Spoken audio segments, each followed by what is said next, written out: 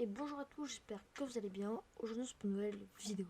Je vous avais demandé de me proposer des idées de code HTML, CSS, Python, ce que vous voulez. Et du coup la seule personne qui m'a répondu c'est Walid Kagoulé 984 dans les bois. Merci à toi d'avoir répondu et il m'a dit continue ce que tu fais et tu crois que tu pourrais faire un snake. Ça serait incroyable. Alors du coup c'est ce que j'ai fait et j'ai fait d'une manière originale. Du coup c'est pas moi qui l'a codé mais j'ai demandé à ChatGPT de le coder. Et je vais vous montrer le code qui m'a généré tout de suite. C'est parti. Du coup, il m'a généré ça. Je vous mets un petit extrait.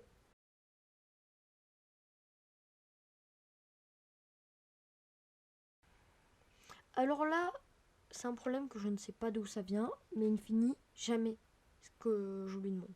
Donc je lui demande s'il peut finir le code et il m'a répondu ça. On va se retrouver tout de suite dans Visual Studio Code. C'est parti. Surtout dans Visual Studio Code et là je vais vous montrer tout de suite le code qu'il nous a généré. Alors on l'a mis dans un fichier Python bien sûr. Et là on voit qu'il nous a importé le module pygame et random. Du coup là il initialise la fenêtre pygame, puis après il définit les couleurs, la largeur et la hauteur de notre écran. Ici il dit à l'écran il va être de quelle taille, il va créer l'écran. Après il va donner le titre à la fenêtre, ici il va régler l'horloge quoi. Ici il fait tout ce qui est pour la pomme, il fait la classe de la pomme quoi. Ici c'est la même mais pour le serpent, jusqu'à ici.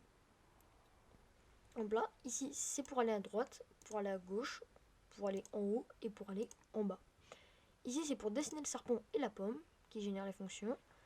Alors ici la fonction pour gérer le score, du coup score de points et la somme de score. Ici c'est la fenêtre de game over. Ici c'est les groupes de sprites. Ici on crée le serpent et ici on génère la première pomme. Ici on définit sur false la boucle du jeu. Après ici on génère les événements. Du coup quand on va cliquer sur en haut, en bas, à gauche, à droite, avec les flèches du clavier. Ici on vérifie si le serpent a mangé une pomme du coup. Si oui, on rajoute plus 1 au score du coup. Ici du coup s'il a mangé on va créer une nouvelle pomme. Ici on met à jour les sprites, on efface l'écran s'il est en game over. Ici on dessine les sprites, on affiche le score, on rafraîchit l'écran. Ici on règle la vitesse du jeu et ici ça nous ferme l'affichage. On va tester le script tout de suite, c'est parti. Alors du coup dès qu'on arrive dans la fenêtre c'est très rapide parce qu'on n'a pas le temps de cliquer ou quoi pour démarrer, ça démarre direct. Donc là en soi ça a l'air facile, regardez, nous on est en vert et la pomme elle est en rouge bien sûr. Alors hop, je vais essayer de la manger. Bon, si on se prend les parois, je me trompe pas, on meurt. Je vais tester. Oui, c'est ça. Ça nous met l'affiche Game Over et ça va nous fermer la fenêtre. À partir de maintenant. Du coup, à partir de maintenant. Oula. Je précise un truc. On se dirige avec les flèches et pas ZQSD. Je pense que vous l'avez remarqué.